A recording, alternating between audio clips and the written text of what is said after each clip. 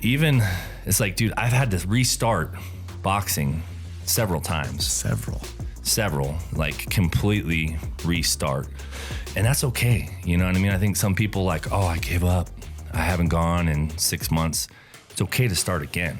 I mean, I've had injuries that prevented me from going, like can't even lift my arm up, right? To the point where it's back and you're back at it. So one thing I'd say, whether it's an injury, whether it's time, I mean, it's okay to have to restart.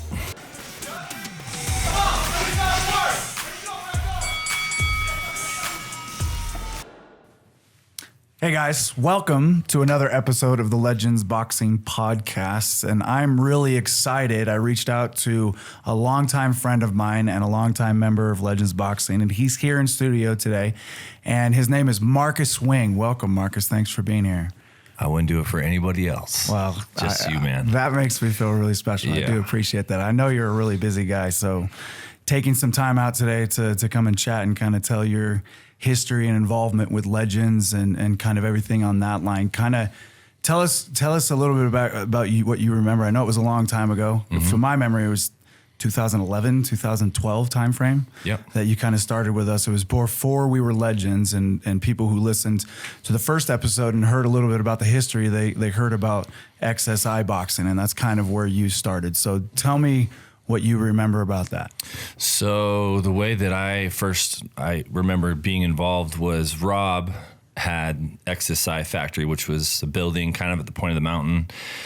It was a great kind of in between Salt Lake and Provo, and I was a promoter at the time and putting on events. So I went to Rob and said, hey, I want to do events in your building.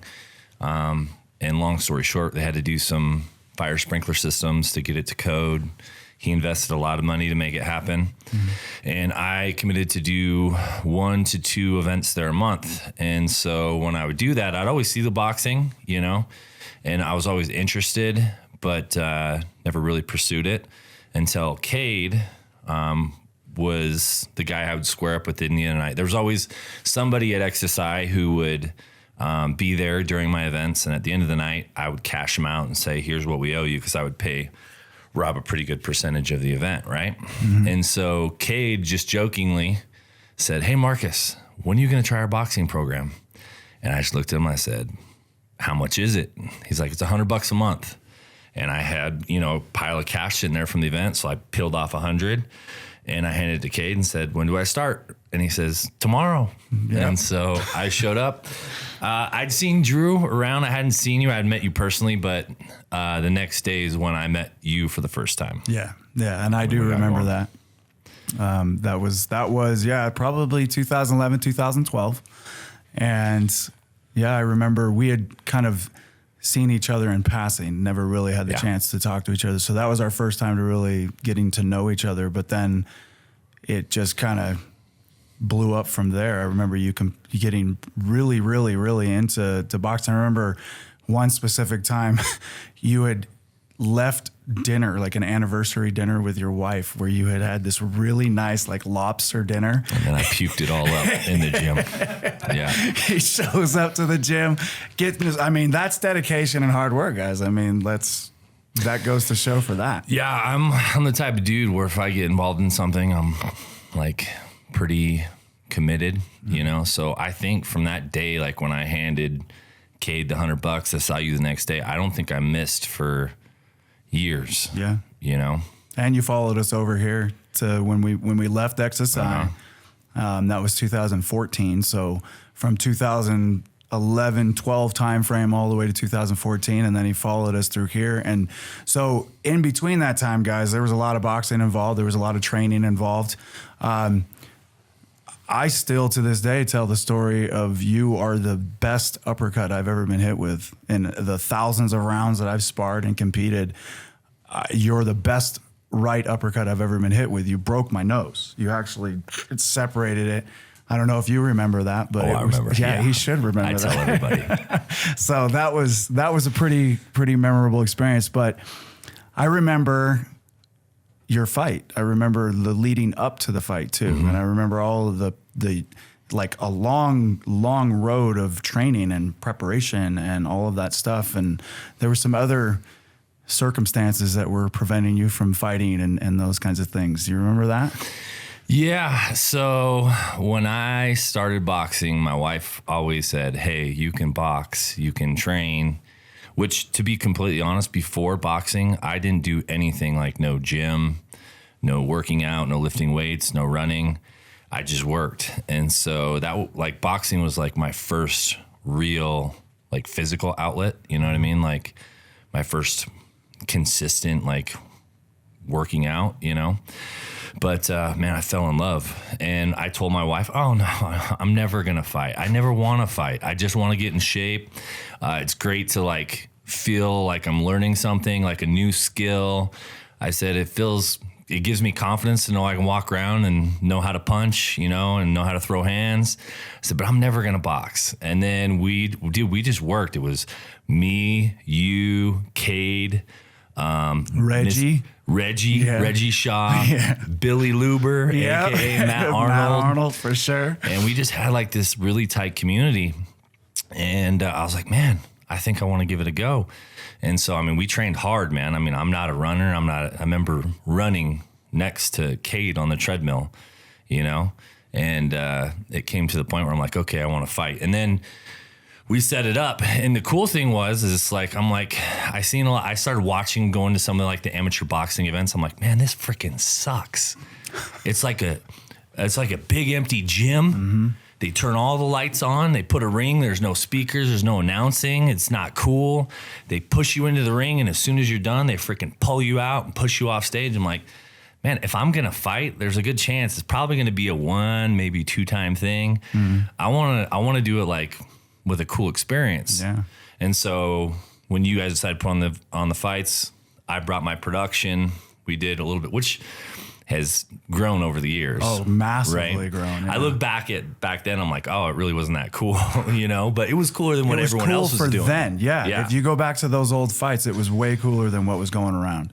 So all my guys were there. We built a big truss ring. We did lighting. We did big sound. Everyone got to pick their own walkout songs. Cade fought that night. Matt fought that night. I fought that night. And I remember my wife was not going to come. She was not going to come. She was so pissed at me. And my father-in-law picked her up and took her to the fight, right? Yeah. And she says, you know, no, I don't have a good feeling about it. And I remember seeing the guy I was going to fight, and I was like, you have nothing to worry about. He was over in the corner, like, practicing jabs. Like, people were trying to coach him how to throw jabs. And I'm like, Heidi, you got nothing to worry about. I remember he didn't even come with a coach. Like, he didn't come with have a coach yeah. Wearing, like, a wife beater and basketball shorts. Yeah. And I was like, dude, I got this. So we get it there. And I remember one thing that you told me, and you were like, look, most fighters get in the ring and they throw, you know, haymakers for 30 seconds, and then they're so tired they can barely move. And that's what kills them in the fight. So in my mind, I was like, dude, you got to be patient. You got to be patient. You got to be patient. So fight starts, and I remember hitting this guy with jabs, and I was just picking him, and I hit him with the right hand, and I seen his eyes roll. And I didn't hear you, because I'm pretty sure you were screaming, like, jump on him, finish it, it's over. And in my head, I'm like, no, take a second, just relax, you know, don't. And so he kind of came to, and I remember him kind of shaking off, and he ran at me with both fists, wasn't punching, and he pushed me into the ropes. And in the process, I almost fell out of the ring. Mm-hmm. My left foot came up off the ground, so all the pressure was on my right. And then my knee popped out sideways. Mm-hmm. And I snapped my ACL, tore my MCL, tore my meniscus. And I remember going down, and I already had a knee problem, but it was my left knee. And so I looked at you, and I was like, bro, and I put it at my knee. And I'm sure you thought it was like my bad knee, but it was my good knee that's now my bad knee. Yeah. And you just said, hey, try to get through the round. So I took an 8 count. I stood up. They tell us to box. I take a step forward. My knee falls out. Yeah.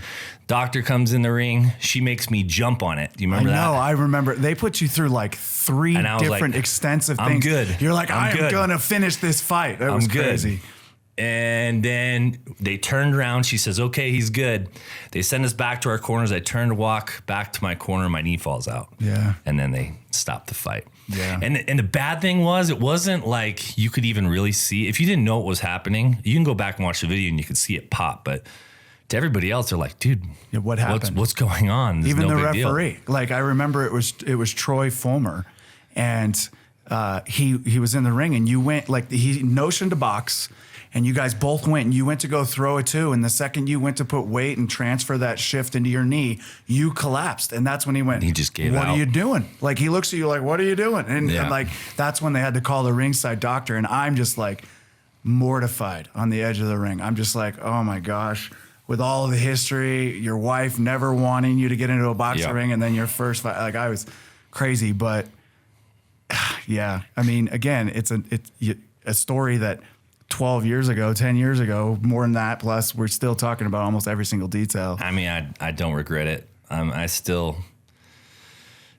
regret that kid's Facebook post because he posted like he freaking knocked me out, which was that was so far from true. But yeah, after that, I mean, I got my knee better, had surgery, healed up, and got back in the gym. Yeah, yeah, and again, it's something that we'll never forget. It's a moment in life that we were able to get that happening for you, but unfortunately, it didn't go the way. Like it just, man.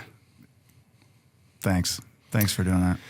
Yeah, no, and everybody thinks that it's like the pinnacle is the fight, right? Mm-hmm. Everybody's like, oh, once you get in the fight, it's what you always remember. But we have so many good memories in the gym with all the people that I talked about, and lifelong friendships that have formed from the training to that point. That it's like, it wasn't so much the fight as the process of getting there. Well said. That's absolutely as true as it can be, and that's where, like, I promise you, all the way back then, the core values, even though they weren't really right there in front of our face all the time, they were always being implemented right there. And that's speaking to the belong. That was literally like the five of us were like, just especially while we were inside the walls at XSI, we were like inseparable. We were always training. We were always, I mean, there's something to be said about punching somebody in the face and then being able to go out to lunch with them afterwards and chill and hang out with, it's a different kind of camaraderie that gets developed. Cade was a bleeder. Yes, he was. Oh Cade was a bleeder. Both of his fights, that last one that you were talking about, he fought that night.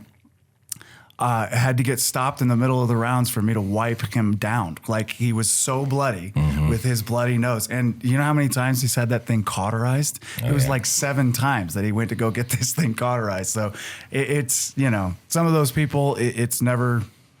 One thing about that whole situation too is Cade wasn't even like really scheduled to fight on that card. I don't know if you remember, but there was people that dropped out, and it was like on the borderline of not even happening. And so Cade knew that he could fight that guy named Lalo, which they were like 1-1, right? No, that was his first fight, was Lalo. And so Cade had beat him. Exactly. And so it was like a rematch kind of thing. But when Cade trained for that fight that he beat Lalo, he was in damn good shape, and he was training hard. But he knew they needed more fights to make the fights happen. He knew how much it meant to me. He knew how much it meant to Matt. And so he fought Lalo on pretty short notice, and he wasn't in like the physical shape he should have been. No, but he did that because he knew how much it meant to us, and he didn't want the fights to 100%. Not happen. Big shout out to Cade. It's Cade and I were pretty close, and so it's sometimes, to be honest with you, it's still a little hard sometimes to talk about him with the memory of Cade, but I remember that night very vividly because I was the promoter of that show. I put the matches together, and I found out real quick how difficult it is for someone to put fights together, especially in the amateur boxing realm, when you're trying to organize 10, 12, 14, 15 fights, and then trying to get that many people together all at the same time, and then also organize USA Boxing. And big shout out to USA Boxing in the Utah realm, with it being volunteer base and everybody showing up just on their time on Saturday nights to the doctors, the foamers. Everybody. Absolutely. It's like in the regionals and Golden Gloves just happened. Regionals just happened, I think, last week. And like the time and preparation that goes into all this kinds of stuff. So back then, being one of my first times ever putting on a show and actually helping Rob and the rest of production and putting all that together, it was an eye-opening experience, and a lot of respect goes to all those people. But yeah, Cade, absolutely. It was like, I think 2 weeks before the fight. Look, Cade, Lalo's guy backed out. We need you to get in. What's up? Let's do it. Come on. And like, there was almost no hesitation in his, all right, let's do it. And I think he knew he was going to get his ass kicked. He did. We tried to find the pumpest up song for him. I think it was Rage Against the Machines. We had the curtains drop down at the basketball court, and I'm standing right behind him, and I'm like, no, wait for the buildup. Wait for the buildup. Don't go out yet. People, let them hear you and see you walk in with this song. And that was what kept him going. And I remember, bleeding and all, like I'm seeing pictures in my head right now as we're going through this. He's just pouring blood out of his nose. I'm wiping him down. It's in between round 2 and round 3. And he goes, I'm done, dude. I can't do it anymore. I can't do it. And I looked at him and I said, What the shit did you just say to me? Don't you ever quit in front of me in this stool, in this corner. And he went, I'm sorry, Dad. And he got up and had so much fight. And I think that USA Boxing took pity on him, because if we could ever go back and find footage of that fight, I guarantee you that last round was not a minute long. Like, he went out there and he let everything that he could go in like 15 seconds. And then I think they just rang the bell, because it was like he's about to pass out. So, yeah. Yeah. Well, at the end of that fight, I had a blown out knee. Yeah. Cade was pretty battered. Matt was pretty battered. And I remember getting up out of my chair to go over to Cade, help take his gloves off. But after that night, I was broke. This is a time in my life where, we were getting by. I don't think I had medical insurance. Through USA Boxing, I had a $10,000, what's it called? Accident plan that helped pay for the surgery. But Cade picked me up 2 days later, took me to his brother, who's Larry Fulmer. Larry did my physical therapy for free. Wow. Before my surgery and after my surgery. That's awesome. And Cade picked me up and took me multiple times, and someone who set that up. Cade was such a cool dude, man. I mean, no matter what was going on personally in his life, he put that aside for the people that were closest to him.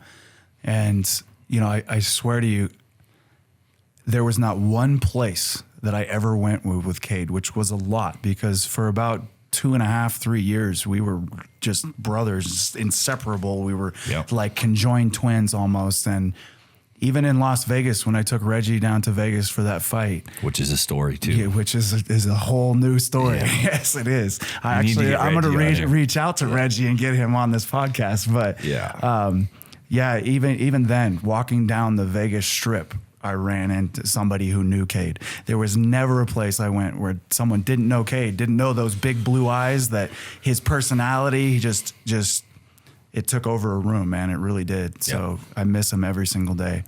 Thank you for bringing up those memories, man. That was great. That was amazing. No, and like I said, man, I don't regret.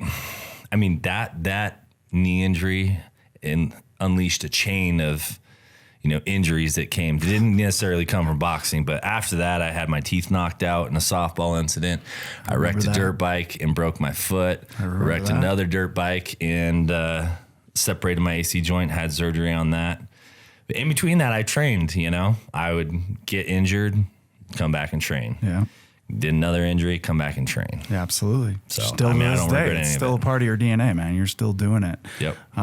So yeah, and I remember it wasn't just you. I met your kids, I met your wife, I met your whole family, and you brought your whole family into this new family you had developed as far as Legends. So Jax and London both trained here. Yeah, absolutely, dude. It is a belonging environment. It's a welcoming environment. It's for every single person, and we've developed a family from blood, sweat, and tears. It's been amazing.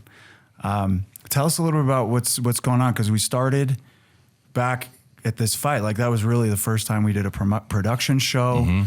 first time we really did an amateur boxing kind of thing in that big XSI building. So let's fast forward a few years. You've been a part of every single Legends production boxing match since that day. Yeah. Yeah. Now, where is it currently now? Talk a little bit about your business, your production company, do what you're doing for us and EFN coming up in May. Yeah. So the cool thing was, even after that fight, I'd talked to like a lot of like the fighters that were there, you know, like from other gyms, and they were like, yo, this is awesome. We don't usually get recognized. Like, we usually don't get to hear our name called out over a microphone, you know, when we're walking up. We don't get to pick our own song when we're walking up. Like, yo, this is when you guys doing another one? You know, when can we jump on one of these, right? Right. And so what's cool is I think both you and Rob saw that vision and was like, we got to make it special for the people who are training freaking 6 months, a year to get to this point.